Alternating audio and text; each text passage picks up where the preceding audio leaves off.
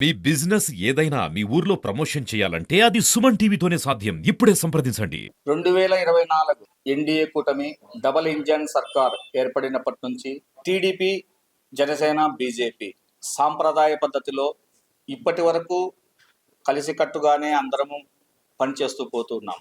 కానీ ఈ మధ్య కొన్ని పరిణామాల నేపథ్యంలో ఏదైతే రాష్ట్ర స్థాయిలో చంద్రబాబు నాయుడు గారు కావచ్చు, పవన్ కళ్యాణ్ గారు కావచ్చు, మా మాధవ్ గారు కావచ్చు, పైనుంచి మోడీ గారి సహకారంతో ఆంధ్రప్రదేశ్ ను డెవలప్ చేయాలనే ఉద్దేశంతో చాలా వరకు అభివృద్ధి పథకాలను ఆంధ్రప్రదేశ్ అన్ని రకాల సహకరిస్తున్నటువంటి సందర్భంలో మేము ఈరోజు కడప నగరంలో ఈ పత్రికా సమావేశం పెట్టడం అనేది కొంతవరకు బాధాకరమైనటువంటి విషయం.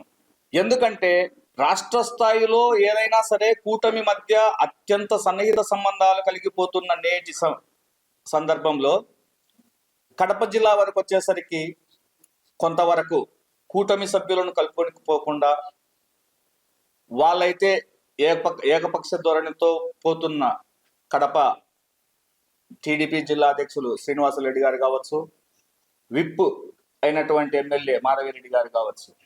దీనికి ఉదాహరణగా నిన్నటి దినానే RIMS Rajiv Gandhi institute of medical సైన్సెస్లలో డైరెక్టర్లను నియామకము కూటమిలోని జనసేనను కానీ బీజేపీని కానీ వాళ్ళతో ఎటువంటి చర్చలు జరపకుండానే డైరెక్టర్లను అందరినీ మొత్తం వేసేసి ఏకపక్ష ధోరణిలో పోయినటువంటి సందర్భం. ఒక రిమ్సే కాదు, మొన్న వేసినటువంటి కోర్టులో ఉన్నటువంటి ఏపీపీలో కావచ్చు, మిగతా అన్ని రంగాల్లో కావచ్చు. యాక్చువల్గా ఇది ఏకపక్ష ధోరణిలో పోవడం అనేది చాలా వరకు బాధాకరమైనటువంటి విషయం. ఇది ఒకటి ఏం జాగిరేమి కాదు.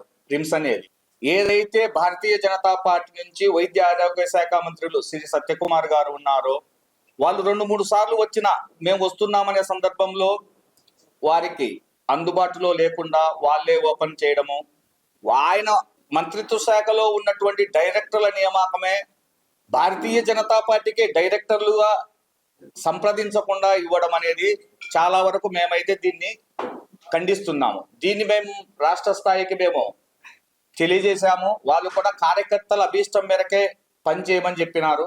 కానీ కార్యకర్తలు చాలా మంది ఇప్పటికే చాలా వరకు అసహనంతో ఉన్నారు కాబట్టి మేము ఈ విధంగా తెలియజేయాల్సి వస్తుంది. దీన్ని మేము ఖచ్చితంగా టీడీపీ అధ్యక్షుడు చంద్రబాబు నాయుడు గారికి, లోకేష్ గారికి, పవన్ కళ్యాణ్ గారికి మరియు మా రాష్ట్ర అధ్యక్షులు మాధవ్ గారికి ఖచ్చితంగా దీన్ని తెలియజేస్తాము. ఏదైతే కడప నగరంలో ఉందో మీరు ఏవేవో చేస్తున్నారు, మామూలుగా ఎన్ని చేస్తున్నా కూడా మేము సహనంతో ఉన్నాము. కార్పొరేషన్ లో కావచ్చు, మిగతా చోట కావచ్చు, ఏదైనా సరే ఏంటంటే కూటమి ధర్మం పాటిస్తున్నాము. కూటమిలో మనస్పర్ధలు రాకూడదు.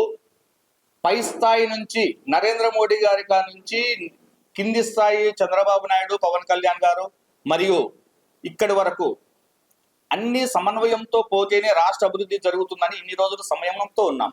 కానీ వాళ్ళు తీరు మార్చుకోకుండా వీళ్ళు సంయమనంతో ఉన్నారు, వీళ్ళని సంప్రదించడం ఏంది అని అనుకుంటున్నారో లేకుంటే తెలియక చేస్తున్నారో తెలియదు. కానీ ఇప్పటికైనా వాళ్ళు తప్పును సరిదిద్దుకొని ఖచ్చితంగా కూటమితో అందరితో సంప్రదింపులు జరిపినాకనే ఏదైనా వేయాలని కోరుతున్నాం. లేని పక్షంలో మేము కూడా మా రాష్ట్ర అధిష్టానానికి తెలియజేసేసి దీనిపైన మేము కూడా ఒక అడుగు ముందుకేసేసి వేరే విధంగా చేయాల్సి వస్తుంది. ఇది ఖచ్చితంగా కూటమి మధ్య సంబంధాలను తెగేంత వరకు తీసుకొని పోతున్నారు. ఏమి టీడీపీ జిల్లా అధ్యక్షుడు శ్రీనివాసరెడ్డి గారికి తెలియదా? రాష్ట్ర విప్ అయినటువంటి ఎమ్మెల్యే మాధవిరెడ్డి గారికి తెలియదా?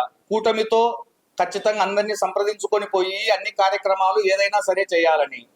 ఏ కార్యక్రమం అదే నిన్నటి దినాన చూసుకుందాం, అనంతపురంలో సూపర్ హీట్ ప్రోగ్రామ్ కు అక్కడ ఉన్నటువంటి ఇన్ఛార్జ్ మినిస్టర్ కావచ్చు, అక్కడ ఉన్నటువంటి జిల్లా అధ్యక్షులు కావచ్చు, కూటమితో ఏ విధంగా సంప్రదింపులు జరిపి అందరినీ కలుపుకొని పోతున్నారు. కానీ అది కడప జిల్లాలో ఎందుకు ఉండడం లేదు? అది కూటమి సభ్యుల యొక్క తప్ప, లేకుండా అంటే కూటమిలో ఉన్నటువంటి టీడీపీ వ్యక్తుల యొక్క తప్ప? ఒక్కసారి ఆలోచించుకోవాలి. దీనిపైన ఖచ్చితంగా నెక్స్ట్ భవిష్యత్తులో ఇటువంటి తప్పులు జరగకుండా ఖచ్చితంగా దీనిపై సమీక్ష జరగాలి. లేని పక్షంలో అదే చెప్తున్నాం కదా, ఖచ్చితంగా మేమైతే రాష్ట్ర అధిష్టానానికి తెలియజేస్తాము. దీనిపై ఖచ్చితంగా నెక్స్ట్ తదుపరి చర్యలు ఏ విధంగా ఉంటాయి అనేది ఆధారాలతో సహా మిగతా ఏదైనా జరిగినేటివి ఇప్పటి వరకు అయితే మేము కూటమిలో సంబంధాలు దెబ్బ తినకూడదు అనే ఉద్దేశంతో సంయమనంతో పాటిస్తున్నాం. ఆ సంయమనాన్ని వేరే విధంగా తీసుకోవద్దని తెలియజేస్తున్నాము.